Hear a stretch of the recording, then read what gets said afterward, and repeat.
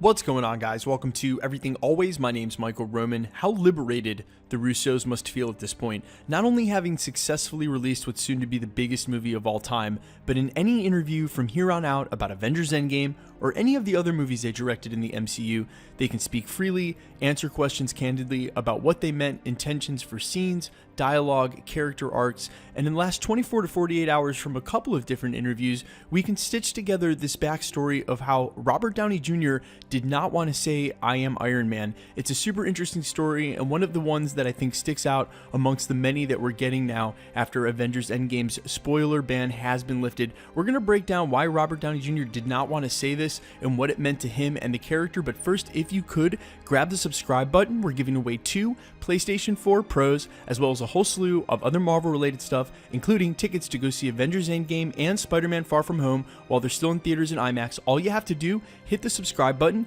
then hit the notification bell, leave a like and a comment on this video, and if you want, stick around to the end of the video. I'll get into all the giveaway stuff again there.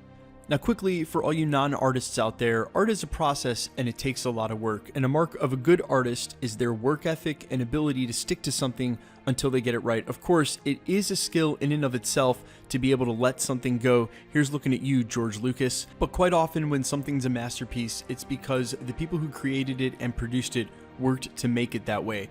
Now, the "I am Iron Man" line that famously ended the first Iron Man movie and summed up his character arc in a super important moment for Tony Stark at the end of Avengers Endgame in response to Thanos' "I am inevitable" was not originally in the movie. In fact, they were done shooting it, and that's part of the problem. As the Russos go on to say, reported by Cinema Blend, it's an interesting story. I had dinner with Robert Downey Jr. like 2 weeks before we were supposed to shoot it, and he was like, "I don't know, I don't really want to get back into that emotional state. It's hard."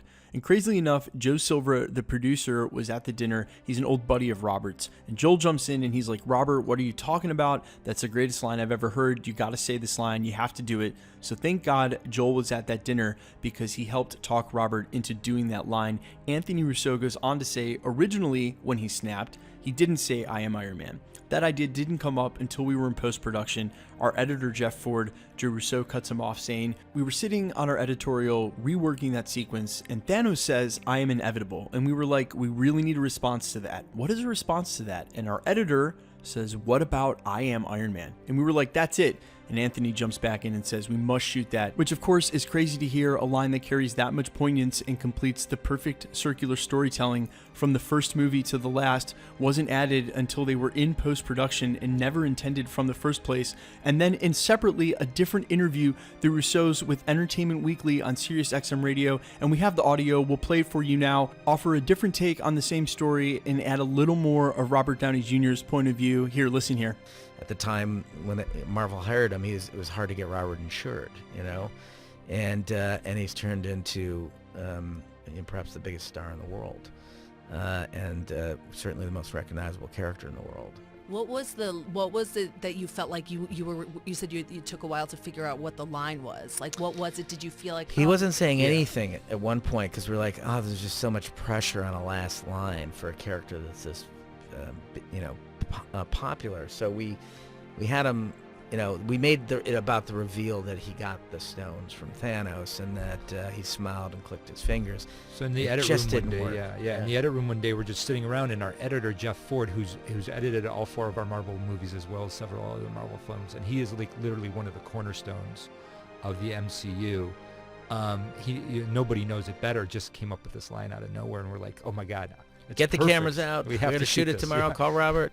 And then Robert, like Joe was saying, it's emotionally complicated. It's a difficult thing for Robert to perform, and he was very resistant. He didn't want to come back and do it, but like, we have to shoot. Well, he was getting ready for reshoots on another movie he was working on. Then he'd have to grow the goatee back and so get back in peak shape. Yeah.